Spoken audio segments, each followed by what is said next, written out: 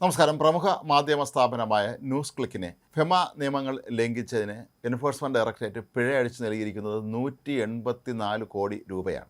ഒരുപക്ഷെ ഇത്തരം ഒരു വിഷയത്തിൽ ഒരു മാധ്യമ സ്ഥാപനത്തിന് ഇന്ത്യയിൽ ഏറ്റവും അധികം പിഴ ലഭിക്കുന്നത് ന്യൂസ് ക്ലിക്കിന് ആയിരിക്കും എന്നാണ് പൊതുവെ കരുതപ്പെടുന്നത്. 2021 ഇതുമായി ബന്ധപ്പെട്ട സംഭവങ്ങൾ നടന്നിരുന്നത്.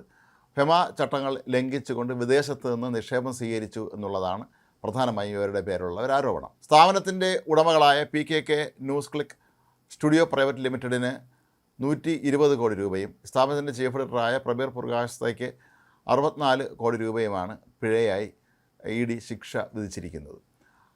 2021 നടന്ന ഈ സംഭവം അന്ന് വലിയ തോതിലുള്ള വിവാദങ്ങൾ ഉയർത്തിയിരുന്നു. പിന്നീട് പ്രബീർ പ്രകാശത്തെയും സ്ഥാപനത്തിൻ്റെ HR മാനേജരുമൊക്കെ അറസ്റ്റിലാവുകയും ചെയ്തിരുന്നു. ഇവർ ഏതാണ്ട് 1 വർഷത്തോളം ജയിലിൽ കഴിയുകയും ചെയ്തിട്ടുണ്ടായിരുന്നു. പിന്നീട് സുപ്രീം കോടതിയാണ് ഇവർക്ക് ജാമ്യം നൽകി വിട്ടയച്ചത്. മാത്രമല്ല ഇവരുടെ അറസ്റ്റ് ശരിയായ രീതിയിലായിരുന്നില്ല എന്നും കോടതി അന്ന് ചൂണ്ടിക്കാട്ടിയിരുന്നു.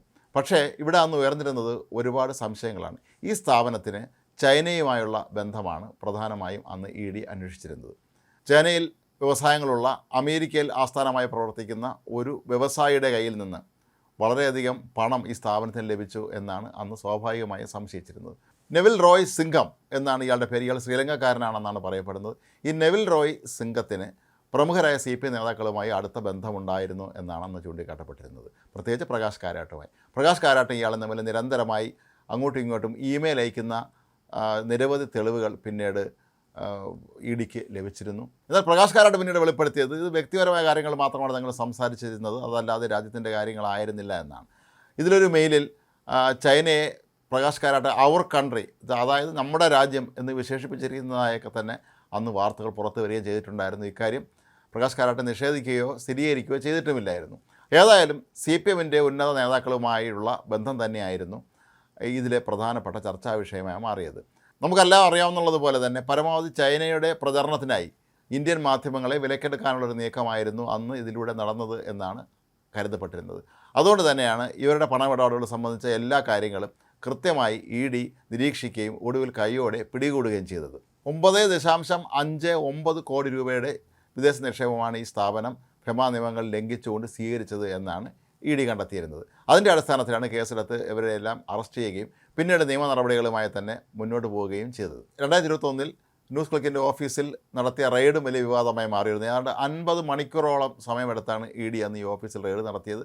അന്ന് ഇവിടെ ഉണ്ടായിരുന്ന കമ്പ്യൂട്ടറുകളും മറ്റ് സംവിധാനങ്ങളുമൊക്കെ ED എടുത്തുകൊണ്ട് പോവുകയും ചെയ്തിരുന്നു. ഇവയുടെ കൂടി പരിശോധനയിലും വിശകലനത്തിലുമാണ് ഈ സ്ഥാപനം വലിയ തോതിൽ ഫെമ ലംഘനം നടത്തിക്കൊണ്ട് വിദേശ രാജ്യത്ത് നിന്ന് പണം കൈപ്പറ്റിയിരുന്നതായി കണ്ടെത്തിയത്. പ്രത്യേകിച്ച് ചൈനയും പാകിസ്ഥാനും പോലുള്ള രാജ്യങ്ങളിൽ നിന്നുള്ള ധനസഹായം സ്വീകരിക്കുന്ന സ്ഥാപനങ്ങളെ എല്ലായ്പ്പോഴും സംശയത്തോടുകൂടി തന്നെയാണ് നമ്മൾ ഇന്ത്യ ഗവൺമെൻറ് നോക്കിക്കാണുന്നത്. കാരണം എല്ലാ കാലവും ഇന്ത്യയുടെ നാശം കാണാൻ ആഗ്രഹിച്ചിരുന്ന ഇത്തരം രാജ്യങ്ങളൊക്കെ ഇന്ത്യയിലെ ഏതെങ്കിലും സ്ഥാപനങ്ങൾക്ക് ധനസഹായം നൽകുകയാണെങ്കിൽ അതിൻ്റെ പിന്നിൽ എന്തോ ദുരുദ്ദേശമുണ്ട് എന്നുള്ള കാര്യത്തിലൊന്നും യാതൊരു തർക്കവുമില്ലായിരുന്നു. അതുകൊണ്ട് തന്നെയാണ് ഇത്തരത്തിലുള്ള ഒരു റെയ്ഡ് നടത്തുകയും തുടർന്ന് ഈ പ്രബീർ പ്രകാശ് ഉൾപ്പെടെയുള്ളവരെ അറസ്റ്റ് ചെയ്യുകയും ചെയ്തത്. ന്യൂസ് ക്ലിക്ക് വളരെ കുറഞ്ഞ സമയം കൊണ്ട് തന്നെ വളരെ ഉന്നതിയിലെത്തിയ ഒരു മാധ്യമമായിരുന്നു. മാത്രവുമല്ല ഇതിൻ്റെ ഉടമ ഉൾപ്പെടെയുള്ളവരുടെ ജീവിതശൈലിയിൽ വന്ന മാറ്റങ്ങളുമൊക്കെ തന്നെ അന്ന് മാധ്യമങ്ങളിൽ വാർത്തകളായി പുറത്തു വന്നിരുന്നു. ഇവർ പലരും അത്യാഡംബര ജീവിതമാണ് നയിക്കുന്നത് എന്നുള്ളത് സംബന്ധിച്ച ദൃശ്യങ്ങളൊക്കെ അന്ന് പുറത്തു വന്നിരുന്നു. ഈ സ്ഥാപനം ആരംഭിക്കുന്നതിന് മുമ്പ് അതിന് ശേഷമുള്ള ഇവരുടെയൊക്കെ തന്നെ സ്വത്തുക്കളുടെ ഉയർച്ചയും എല്ലാം അന്ന് ED കൃത്യമായി കണ്ടെത്തുകയും ചെയ്തിട്ടുണ്ടായിരുന്നു. ഏതായാലും 184 കോടി രൂപ ഈ സ്ഥാപനം അടയ്ക്കാനുള്ള സ്ഥിതി അവർക്കിപ്പോഴുണ്ടോ എന്നുള്ള കാര്യം ഇനിയും വ്യക്തമല്ല. എങ്കിലും ED ശിക്ഷ വിധിച്ച സ്ഥിതിക്ക് ഈ പണം അടച്ചില്ലെങ്കിൽ ഇതിൻ്റെ ഉടമസ്ഥന്മാർ ജയിൽ ശിക്ഷ അനുഭവിക്കേണ്ടി വരും എന്നുള്ള കാര്യവും ഉറപ്പാണ്. അപ്പോൾ ഏതായാലും ഒരു കാലത്ത് വലിയ തോതിലുള്ള വിവാദം സൃഷ്ടിച്ച രാഷ്ട്രീയപരമായി തന്നെ ഈ മോദി സർക്കാർ തങ്ങളെ ഇല്ലാതാക്കാൻ ശ്രമിക്കുന്നുവെന്ന് ഈ സ്ഥാപനത്തിൻ്റെ ഉടമകളെന്ന് ആരോപിച്ചിരുന്നുവെങ്കിൽ പോലും പിന്നീട് പുറത്തു വന്ന തെളിവുകളെല്ലാം തന്നെ ന്യൂസ് ക്ലിക്കിൻ്റെ ഉടമകൾക്ക് എതിരാവുകയായിരുന്നു. പ്രബീർ പ്രകാശ് ഉൾപ്പെടെയുള്ള ആളുകളുടെ വിദേശ സന്ദർശനവുമായി ബന്ധപ്പെട്ട കാര്യങ്ങളും ഈ അമേരിക്കയിൽ ഉള്ള വിവാദ വ്യവസായിയുടെ വിശദാംശങ്ങളുമൊക്കെ തന്നെ ED പരിശോധിച്ചതിൻ്റെ കൂടി അടിസ്ഥാനത്തിലാണ് പിന്നീട് ഇവർ കുറ്റക്കാരാണെന്ന് കണ്ടെത്തുകയും ഇപ്പോൾ ഇത്രയും വലിയൊരു തുക പിഴയായി ഈ ന്യൂസ് ക്ലിക്കിന് ED ശിക്ഷ വിധിക്കുകയും ചെയ്തിരിക്കുന്നത്. എന്തായാലും ന്യൂസ് ക്ലിക്കിൻ്റെ അധികൃതരുടെ ഭാഗത്തുനിന്ന് ഇനി ഇക്കാര്യത്തിലൊരു പ്രതികരണം ഉണ്ടായിട്ടില്ല. അവരുടെ പ്രതികരണം ഉടനെ തന്നെ ഉണ്ടാകുമെന്നാണ് കരുതപ്പെടുന്നത്. ഏതായാലും തങ്ങളെ രാഷ്ട്രീയമായി നേരിടാനാണ് അല്ലെങ്കിൽ രാഷ്ട്രീയ വൈരാഗ്യത്തിൻ്റെ പേരിലാണ് തങ്ങളെ ഈ കേന്ദ്ര സർക്കാർ ആക്രമിക്കുന്നത് നിരന്തരം നേരത്തെ പ്രസ്ഥാനം നടത്തിയിരുന്ന ന്യൂസ് ക്ലിക്കിൻ്റെ ഉടമകളും അവരെ അനുകൂലിക്കുന്ന ഇടതുപക്ഷ നേതാക്കളുമൊക്കെ തന്നെ വീണ്ടും അതുതന്നെ പ്രതികരിക്കാനാണ് സാധ്യത.